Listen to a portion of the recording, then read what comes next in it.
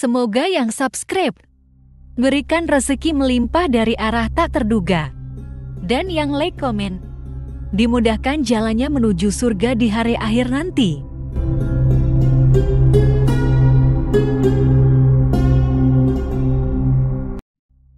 Suatu hari, saat kota Madinah sedang dalam suasana aman dan tenang, terlihat dari tempat ketinggian di pinggir kota, debu tebal yang mengepul ke udara. Debu itu semakin meninggi, bergumpal-gumpal hingga hampir menutup angkasa. Angin yang bertiup menyebabkan gumpalan debu dari butiran-butiran pasir Sahara yang lembut dan terbang menghampiri pintu-pintu rumah di Madinah dan berhembus dengan kuatnya di jalan-jalan. Orang-orang menyangka ada badai yang menyapu dan menerbangkan pasir, tetapi kemudian dari balik tirai debu itu mereka mendengar sebersit kabar tentang kedatangan kafilah besar yang panjang. Tak lama kemudian, 700 kendaraan yang syarat dengan muatannya memenuhi jalan-jalan yang mengguncang Madinah. Orang-orang saling memanggil dan mengajak sesamanya untuk menyaksikan keramaian ini, serta turut bergembira atas kedatangan harta dan rezeki yang dibawa kafilah itu. Ummul Mukminin Aisyah ketika mendengar suara hiruk-pikuk kafilah yang bergerak maju itu bertanya, "Apakah yang terjadi di kota Madinah?" Ada yang menjawab, "Kafilah Abdurrahman bin Auf baru datang dari Syam membawa barang-barang dagangannya." "Jadi kafilah itu yang telah menyebabkan semua guncangan ini?" tanya Ummul Mukminin. "Benar, wahai Ummul Mukminin. Jumlahnya 700 kendaraan." Ummul Mukminin menggeleng-gelengkan kepala. Pandangannya menerawang jauh seolah-olah sedang mengingat-ingat peristiwa yang pernah dilihat atau ucapan yang pernah didengarnya. Kemudian ia berkata, "Aku pernah mendengar Rasulullah Shallallahu Alaihi Wasallam bersabda, aku melihat Abdurrahman bin Auf masuk surga dengan merangkak." Abdurrahman bin Auf akan masuk surga dengan merangkak. Mengapa ia tidak memasukinya dengan melompat atau berlari kecil bersama angkatan pertama para sahabat Rasulullah? Sebagian sahabat menyampaikan cerita Aisyah kepadanya, maka ia pun teringat telah mendengarkan hadis ini dari Nabi lebih dari satu kali dan dengan redaksi yang berbeda-beda.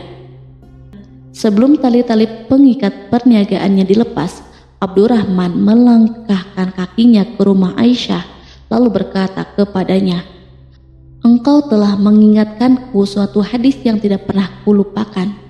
Maka saksikanlah bahwa kafilah ini dengan semua muatannya beserta kendaraan dan perlengkapannya aku persembahkan di jalan Allah Azza wa Jalla." Seluruh muatan 700 kendaraan itu dibagi-bagikan kepada semua penduduk Madinah dan sekitarnya sebagai perbuatan baik yang agung. Peristiwa yang satu ini saja sudah cukup untuk mengukir sebuah gambaran yang sempurna tentang kehidupan Rasulullah. Abdurrahman bin Auf, dialah saudagar yang sukses, lebih sukses daripada kesuksesan yang pernah ada. Dia merupakan orang kaya dengan kekayaan yang melimpah ruah. Dia adalah seorang mukmin bijaksana yang tidak ingin bagian dari keuntungan agamanya hilang begitu saja, dan tidak sudi kekayaannya membuat dirinya tertinggal dari kafilah iman dan pahala surga. Untuk itu, ia mendermakan harta kekayaannya dengan kemurahan hati dan kesadaran nurani. Sebelum saya melanjutkan, dimohon kepada pemirsa untuk menonton video ini sampai selesai supaya tidak ada kesalahpahaman dalam memahami isi cerita, serta mohon bantu channel ini supaya semakin berkembang dengan cara subscribe dan tinggalkan like serta komen positifnya. Semoga apa yang dilakukan pemirsa bernilai pahala. Abdurrahman bin Auf adalah salah seorang dari 8 orang yang lebih awal masuk Islam. Abu Bakar datang kepadanya menyampaikan Islam, termasuk kepada Utsman bin Affan. Tidak ada persoalan yang tertutup baginya dan tiada keraguan yang menjadi penghalang. Bahkan dia segera pergi bersama Abu Bakar As-Siddiq menemui Rasulullah untuk menyatakan baiat dan memikul bendera Islam. Sejak menganut Islam sampai berpulang ke rahmatullah dalam usia 75 tahun, ia selalu menjadi teladan yang cemerlang sebagai seorang mukmin yang besar. Hal ini menyebabkan Nabi memasukkannya dalam 10 orang yang telah diberi kabar gembira sebagai ahli surga. Umar radhiyallahu anhu mengangkatnya sebagai anggota majelis syuro yang terdiri dari 6 orang yang merupakan calon khalifah yang akan dipilih sebagai penggantinya. Kala itu Umar berpesan, Rasulullah wafat dalam keadaan ridho kepada mereka. Cepatnya Abdurrahman masuk Islam telah menyebabkan dirinya harus mengalami penganiayaan dan penindasan dari Quraisy. Ketika Nabi Muhammad SAW memerintahkan para sahabatnya hijrah ke Habasyah, Abdurrahman bin Auf pun ikut berhijrah. Ia kemudian kembali lagi ke Mekah, lalu hijrah untuk kali kedua ke Habasyah, dan selanjutnya hijrah ke Madinah. Ia ikut bertempur di Perang Badar, Uhud, dan peperangan-peperangan lainnya. Keuntungannya dalam perniagaan sangat besar, hingga mencapai batas yang membuat dirinya sendiri merasa takjub dan heran, sehingga ia berkata, sungguh aku melihat diriku ini seandainya mengangkat batu, niscaya kutemukan emas dan perak di bawahnya. Perniagaan Abdurrahman bin Auf bukanlah jenis perdagangan yang tercela maupun monopoli. Bahkan ia sendiri bukanlah orang yang berlomba-lomba untuk mengumpulkan harta atas dorongan agar menjadi orang kaya. Sekali-kali bukan itu, melainkan suatu amal dan kewajiban yang keberhasilannya akan menambah kedekatan jiwa kepada Allah dan berkorban di jalannya. Abdurrahman bin Auf seorang yang kuat emosi jiwanya, di mana ia menemukan kepuasan emosinya itu dalam amal yang mulia. Apabila ia tidak sedang sholat di masjid dan tidak sedang berjihad dalam peperangan, ia pasti sedang mengurus perniagaannya yang berkembang pesat.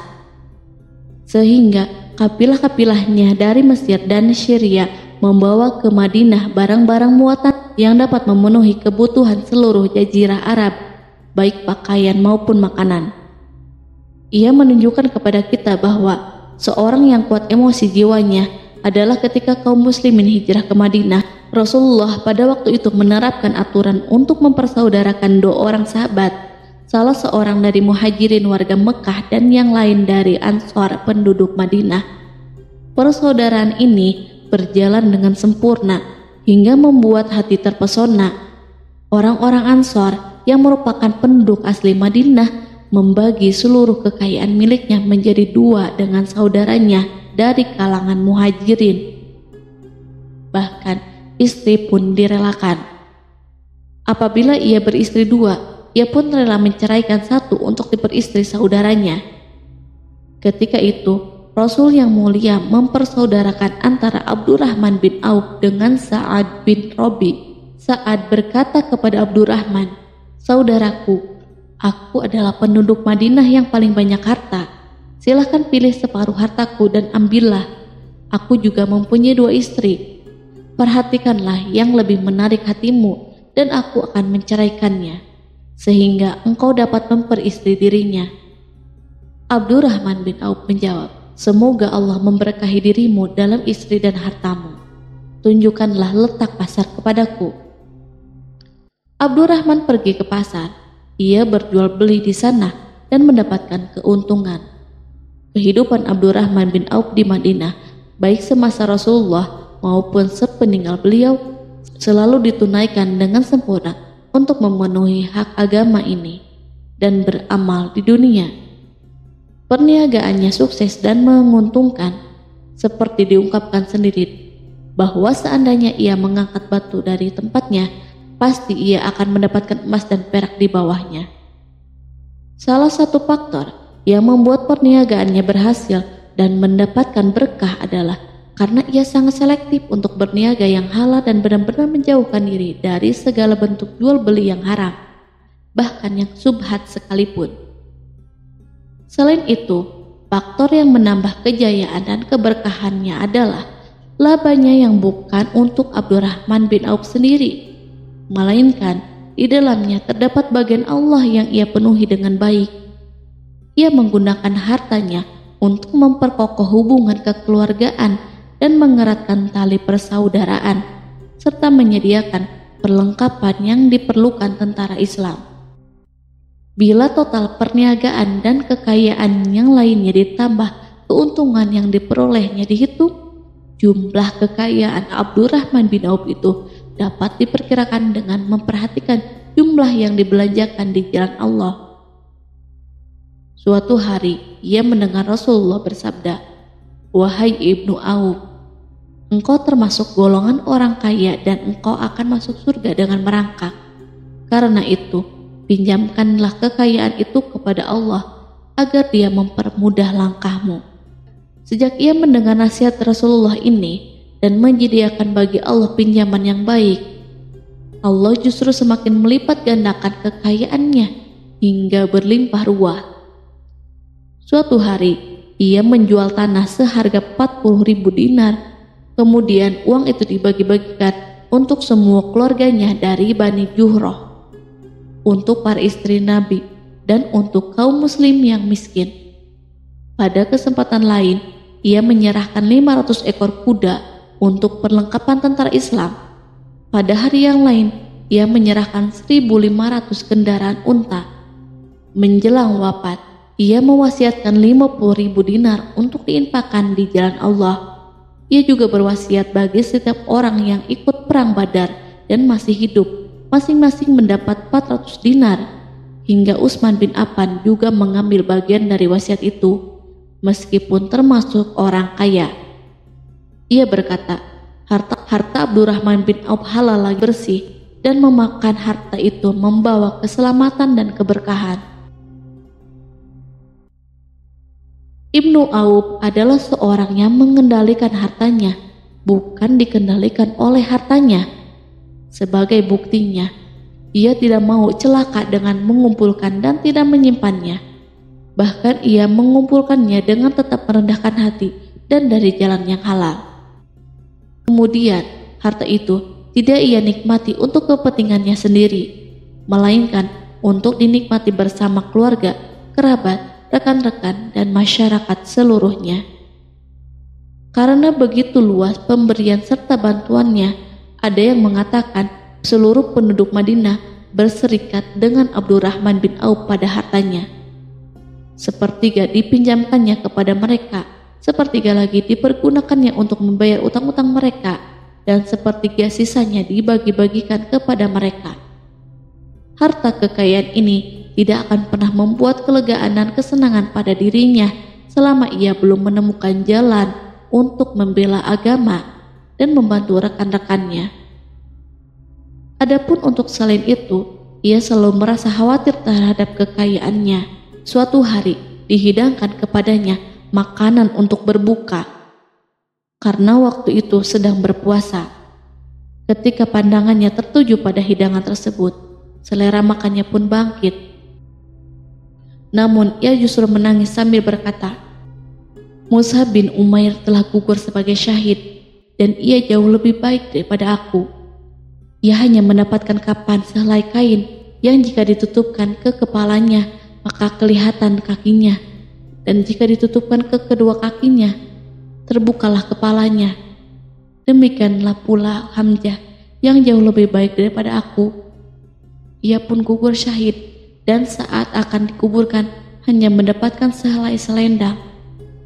Dunia telah dihamparkan kepada kami seluas-luasnya, dan hasil sebanyak-banyaknya telah diberikan kepada kami.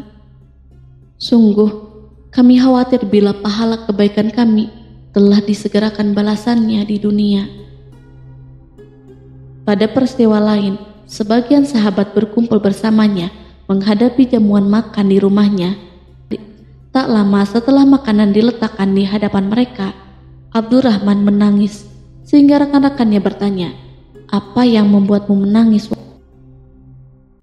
Ia pun menjawab, "Rasulullah telah wafat, dan semasa hidupnya beliau beserta keluarganya tidak pernah merasakan kenyang makan roti gandum.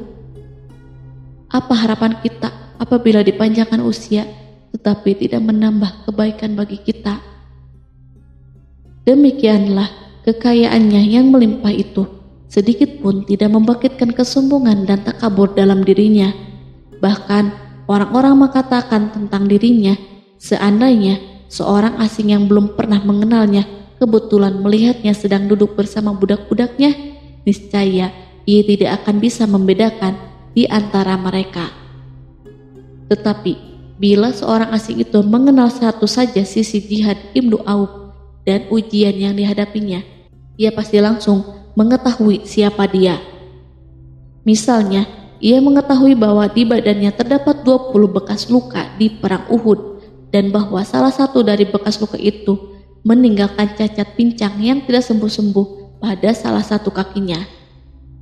Contoh lain, beberapa gigi serinya rontok di perang Uhud yang menyebabkan kecedalan yang jelas pada ucapannya. Saat orang asing itu tahu salah satu sisi ini, ia pasti menyadari bahwa laki-laki yang berperawakan tinggi dengan wajah berseri, kulit halus, pincang dan cedal sebagai tanda jasa dari perang Uhud. Itulah orang yang bernama Abdurrahman bin Auf. Semoga Allah ridho kepadanya dan ia pun ridho kepada Allah. Kita sudah terbiasa memperhatikan tabiat manusia bahwa harta kekayaan itu biasanya menyebabkan seseorang selalu gandrung untuk memiliki pengaruh guna melindungi kekayaan mereka dan melipat gandakan pengaruh itu. Selain untuk memuaskan nafsu demi kebanggaan dan kepuasan pribadi. Semua ini merupakan sifat yang bisa dibangkitkan oleh kekayaan. Tetapi bila kita melihat Abdurrahman bin Auf dengan kekayaan yang melimpah, kita akan menemukan manusia ajaib yang sanggup menguasai watak dasar manusia dalam bidang ini dan melangkahinya ke puncak ketinggian yang istimewa. Peristiwa itu terjadi ketika Umar bin Khattab hendak berpisah dengan rohnya yang suci dan memilih 6 orang di antara para sahabat Rasulullah agar mereka memilih salah seorang di antara mereka untuk menjadi khalifah yang baru. Pada waktu itu, semua jari menunjuk ke Ibnu Auf. Bahkan sebagian sahabat telah menegaskan bahwa dialah orang yang lebih berhak menjadi khalifah di antara 6 orang itu. Namun ia menjawab, "Demi Allah, seandainya diambilkan pisau lalu ditaruh ke atas leherku, kemudian kalian menusukkannya sampai tembus, itu lebih aku sukai daripada menerima jabatan tersebut." Demikianlah saat awal 6 orang terpilih itu mengadakan pertemuan untuk memilih salah seorang di antara mereka untuk menjadi khalifah yang akan menggantikan Al-Faruq, Umar bin Khattab. Abdurrahman bin Auf telah menyatakan kepada rekan-rekannya bahwa ia telah melepaskan haknya yang dilimpahkan Umar kepadanya sebagai salah seorang dari 6 calon yang akan dipilih menjadi khalifah. Dengan demikian, kewajiban mereka untuk melakukan pemilihan itu terbatas di antara mereka berlima saja. Sikap juhudnya terhadap pangkat jabatan ini dengan cepat telah menempatkan dirinya sebagai hakim di antara 5 orang tokoh terkemuka itu. Mereka menerima dengan senang hati agar Abdurrahman bin Auf menetapkan pilihan khalifah itu terhadap salah seorang di antara mereka berlima. Ali mengatakan, "Aku pernah mendengar Rasulullah menyipatimu bahwa engkau adalah orang yang dipercaya oleh penduduk langit dan dipercaya pula oleh penduduk bumi." Ibnu Auf akhirnya memilih Utsman bin Affan untuk jabatan khalifah dan yang lainnya pun menyetujui pilihannya. Itulah hakikat seorang laki-laki yang kaya raya dalam Islam. Apakah Anda telah memperhatikan bagaimana Islam telah mengangkat dirinya jauh di atas kekayaan dengan segala godaan dan penyesatannya itu, dan bagaimana ia menempa kepribadiannya dengan sebaik-baiknya? Pada tahun 32 Hijriah, tubuhnya berpisah dengan rohnya. Ummul Mukminin Aisyah ingin memberinya kemuliaan khusus yang tidak diberikan kepada orang lain, dengan memberikan usulan kepadanya ketika ia masih terbaring di ranjang menuju kematian agar bersedia dikuburkan di pekarangan rumahnya. berdekatan dengan Rasulullah, Abu Bakar, dan Umar. Namun, ia memang seorang muslim yang telah dididik Islam dengan sebaik-baiknya, sehingga merasa malu bila dirinya diangkat dan disandingkan dalam kedudukan tersebut. Selain itu, ia telah membuat janji dan ikrar yang kuat dengan Utsman bin Maz'un, yakni jika salah seorang di antara mereka meninggal sesudah yang lain, hendaklah ia dikuburkan di dekat sahabatnya itu. Saat rohnya bersiap-siap memulai perjalanan yang baru, air matanya meleleh, sedangkan lidahnya bergerak-gerak mengucapkan kata-kata, "Aku khawatir dipisahkan dari sahabat-sahabatku karena kekayaanku yang melimpah ruah." Namun, ketenangan dari Allah segera menyelimutinya. Lalu senyuman tipis menghiasi wajahnya disebabkan suka memberi cahaya dan kebahagiaan yang menenteramkan jiwa. Ia memasang telinganya untuk menangkap sesuatu, seolah-olah ada suara yang lembut, merdu yang datang mendekat. Ia sedang mengenang kebenaran sabda Rasulullah yang pernah beliau ucapkan, "Abdurrahman bin Auf di dalam surga." Ia barangkali juga sedang mendengarkan janji Allah dalam kitabnya. Orang yang menginfakkan hartanya di jalan Allah, kemudian tidak mengiringi apa yang dia infakkan itu dengan menyebut-nyebutnya dan menyakiti perasaan penerima, mereka memperoleh pahala di sisi Rabb mereka.